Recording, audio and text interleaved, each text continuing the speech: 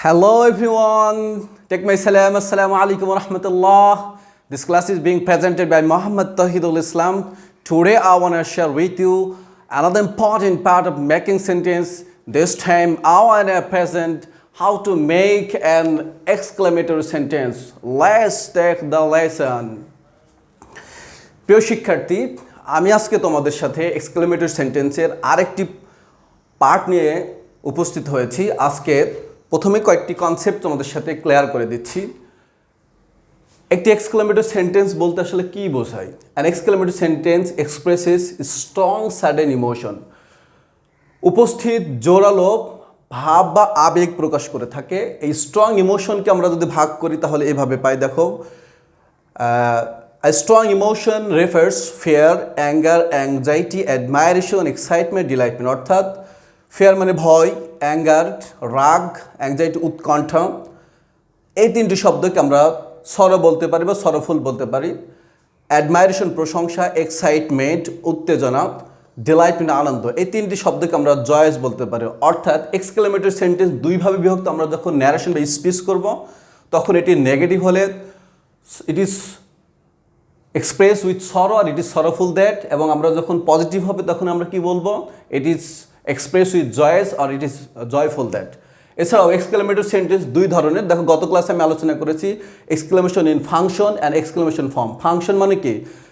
বাক্যটি এক্সক্লেমেটরি সেন্টেন্সের প্যাটার্নে বা ফর্মুলায় নয়, কিন্তু কাজের মধ্যে দিয়ে এক্সক্লেমেশন প্রকাশ থাকে। যেমন ধরো, ইউ আর ফায়ার্ড, এটা একটি অ্যাসার্টিভ সেন্টেন্সের মতো বাক্য, কিন্তু বলছে you are fired, I am angry, you got crazy ইত্যাদি বাক্যগুলো অর্থাৎ ফিয়ার, অ্যাঙ্গার, অ্যাংজাইটি বা অ্যাডমাইরেশন ইত্যাদির মধ্যে থাকে, কিন্তু প্যাটার্নে না হলে বাক্যটি এক্সক্লেমেশন হয়।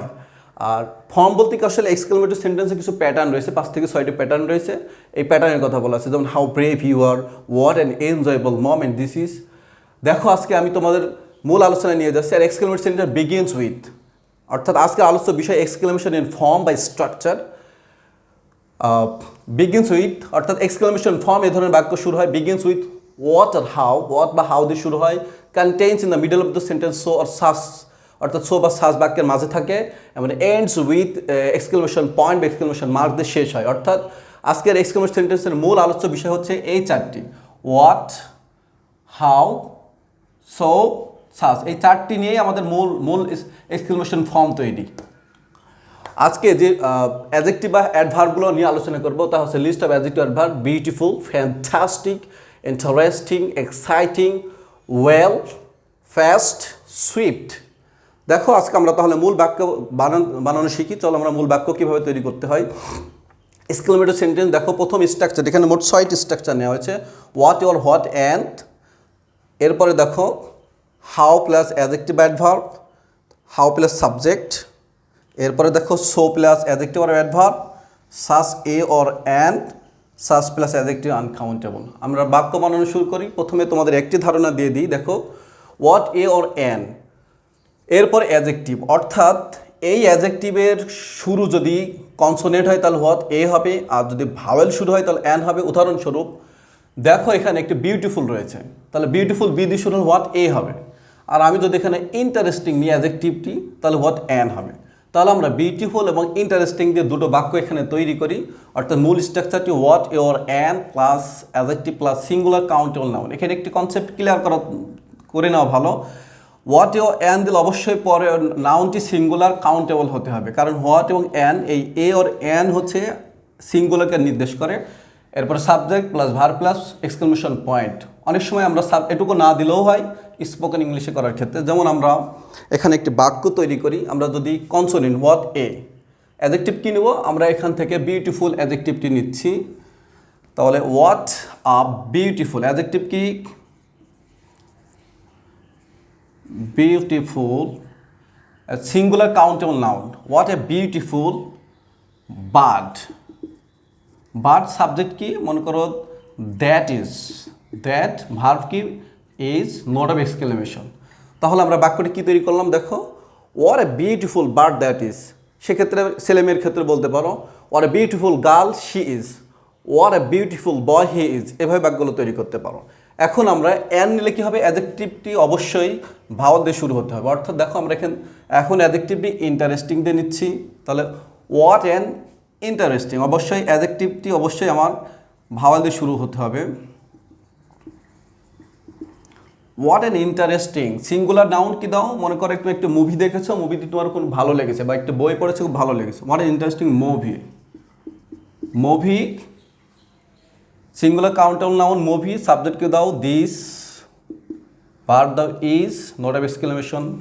তাহলে দেখো হোয়াট এর পরে কি হলো, কনসোনেন্ট ভাওয়েল, কনসোনেন্ট অর্থাৎ অ্যাডজেক্টিভটি কনসোনেন্ট শুরু হয়েছে এবং হোয়াটের পরে অ্যাডজেক্টিভটি ভাওয়েল দিয়ে শুরু হয়েছে, অর্থাৎ what a beautiful, what and interesting, adjective phrase, তারপরে কি noun, bird movie singular counter noun, তারপরে একটি সাবজেক্ট, তারপর একটি ভার্ব, নোট অফ এক্সক্লেমেশন, অর্থাৎ what a beautiful bird that is, what N interesting movie this is.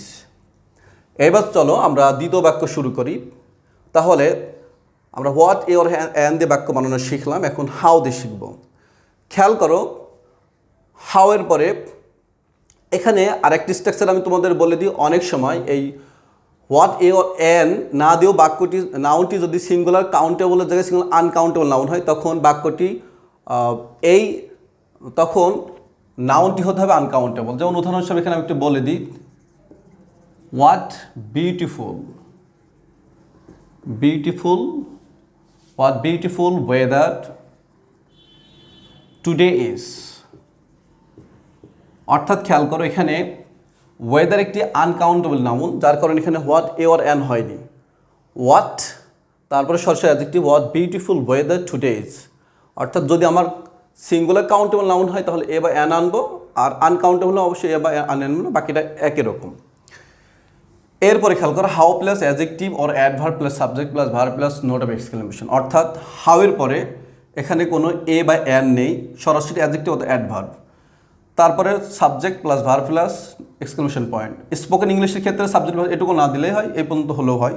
দেখো এখন আমরা একটি অ্যাডজেক্টিভ কি নিয়েছি, এখানে সিলেক্ট করছি বিউটিফুল কিংবা ফ্যান্টাস্টিক করতে পারি। অ্যাডভার্ব হচ্ছে কি ওয়েল নিয়েছি। আমরা বিউটিফুল বাক্য দিয়ে বাক্য বানাচ্ছি সহজের জন্য। দেখো তাহলে স্ট্রাকচারের হাউ, অ্যাডজেক্টিভ কী হবে, হাউ বিউটিফুল, হাউ বিউটিফুল, অর্থাৎ হাউ অ্যাডজেক্টিভে হচ্ছে বিউটিফুল, সাবজেক্ট কি মনে করো দি গার্ল, সাবজেক্ট হচ্ছে কি is, note of exclamation, how beautiful the girl is, how beautiful the girl is. অর্থাৎ প্যাটার্ন মিলাও, how adjective beautiful, subject the girl, verb is, note of exclamation. আমরা যদি well বলি, অর্থাৎ এই মেয়েটি যদি আমরা সাবজেক্ট করি দি গার্ল, সাবজেক্ট, খেয়াল করো হাউ বাক্যের শুরুতে হাউ, অ্যাডজেক্টিভ পরিবর্তে আমরা এখন অ্যাডভার্ব নিচ্ছি, how well, how well, subject the girl. এই ভার্বটি যে কোনো ভার্ব হতে পারে, দেখো এটি কি শুধু অক্সিলারি বা বি ভার্ব এরকম না, যে কোনো প্রিন্সিপাল হতে পারে। How well the girl sings, অর্থাৎ মেয়েটি কতই না সুন্দর করে গান গায়। হাউ ওয়েল, ওয়েল একটি adverb, how well the girl sings. অথবা এখানে ওয়েলের জায়গায় যদি বলতে পারে how fast he drives, how swiftly the bird gone away, অর্থাৎ কত দ্রুত পাখিটি চলে গেল এরকম। এরপরে দেখো অর্থাৎ হাউ এর পরে অ্যাডজেক্টিভ অথবা অ্যাডভার্ব, তারপর সাবজেক্ট প্লাস ভার্ব। সেক্ষেত্রে মনে রাখতে হাউ বিউটিফুল অথবা হাউ অ্যাডভার্ব। অ্যাডভার্ব বলতে আমরা এখানে 3টা অ্যাডভার্ব বলেছি, দেখো ওয়েল, ফাস্ট, সুইফট। তোমরা এভাবে অনেক অ্যাডভার্বগুলো পড়ে নিতে পারো। এরপর একটা প্যাটার্ন এরকম রয়েছে, হাউয়ের পর সরাসরি সাবজেক্ট আছে, অ্যাডজেক্টিভ অ্যাডভার্ব থাকে না, অর্থাৎ সরাসরি যেমন ধরো হাউ হি লাইজ, সে কতই না মিথ্যা বলছে, মানে অনেক সময় আছে মানুষ অনেক বেশি মিথ্যা কথা বলে, বা হাউ হি লাইজ, কেমন সে কীভাবে মিথ্যা কথা বলছে, হাউ হি লাইজ। এরপরে দেখো আমরা এখন চলে যাচ্ছি মূল স্ট্রাকচারে। সো অর্থাৎ সাবজেক্ট প্লাস ভার্ব। এতক্ষণ আমরা দেখলাম কি হোয়াট এর অ্যান আর হাউ বাক্যের শুরুতে আসলো, অর্থাৎ দেখো what a beautiful, what an interesting, এরপরে দেখো how beautiful, how well, how he. কিন্তু এখন এই সোটি হচ্ছে বাক্যের ভার্বের পরে হবে, যেমন এক্সাইটিং এবং ফাস্ট, এই দুটো শব্দ নিচ্ছি আমরা সো দিয়ে বাক্য বানানোর জন্য। তাহলে subject plus verb plus so plus adjective adverb plus extension. দেখো সাবজেক্ট কি এক্সাইটিং, মনে করো ক্রিকেট দিচ্ছে আমরা, ক্রিকেট। ভার্ব কি ইজ, এখন প্যাটার্ন কি সো, অ্যাডজেক্টিভ কি এক্সাইটিং, এক্সাইটিং এর সাথে একটা নাউন দিয়ে দাও, cricket is so exciting game. বাক্যের শেষে কি নট এক্সক্লেমেশন, দেখো cricket is so exciting game, এটু এক্সক্লেমেশন বলার সময় টোন রাখতে হবে, cricket is so exciting game. আবার যদি ফার্স্ট বলি, দেখো হি, ভার্ব দাও, প্রিন্সিপাল ভার্ব হতে পারে, যে কোনো ভার্ব হতে পারে, ড্রোভ, ড্রাইভ, ড্রোভ, অবজেক্ট দিতে পারো, হি ড্রোভ, সো অ্যাডভার্ব, এখানে আমরা অ্যাডভার্ব বেশি, ফাস্ট, খুব সে দ্রুত গাড়ি চালালো, হি ড্রোভ এখানে একটা অবজেক্টে দিতে পারো, he drove the car so fast. অথবা এখানে বলতে পারো দ্রুত কাউকে হসপিটালে নিয়ে যাওয়া হলো, একটা পেশেন্টকে, they took the patient so fast to the hospital. অর্থাৎ সোর পরে মূল গ্রামার হচ্ছে সোর পরে অ্যাডভার্ব অথবা সোর পরে অ্যাডজেক্টিভ, এই জায়গায় গ্রামারটা। বাক্যের শেষে নোট অফ এক্সক্লেমেশন। এবার দেখো সাস এ অর অ্যান, অর্থাৎ সাস এ এবং অ্যান, হোয়াট এ অর অ্যানের মতো মিল রয়েছে, অর্থাৎ এ অর অ্যান নিতে হলে অবশ্যই আমাকে সিঙ্গুলার কাউন্টেবল নাউন করতে হবে। সাসের আরেকটি ব্যবহার রয়েছে সাস প্লাস আনকাউন্টেবল নাউন। দেখো সাস এ, দেখো সাবজেক্ট কি নিই, মনে করো শি, ভার্ব কি is, she is, such a, adjective কি গুড, কাউন্টেবল নাউন কি বয়, নোট অফ এক্সক্লেমেশন। দেখো she is such a good boy, অথবা সরি এক্সকিউজ মি, এখানে জেন্ডার গ্যাপ হয়েছে, she is a good girl, she is a good girl, অথবা হতে পারে হি is such a good boy, অথবা হতে পারে দে আর সাস আ পারসন, ইত্যাদি হতে পারে। সাস অ্যান কখন হবে, দেখো সাস অ্যান হবে অর্থাৎ এই নাউনের আগে যদি আমার হচ্ছে অ্যাডজেক্টিভ হয়, দেখো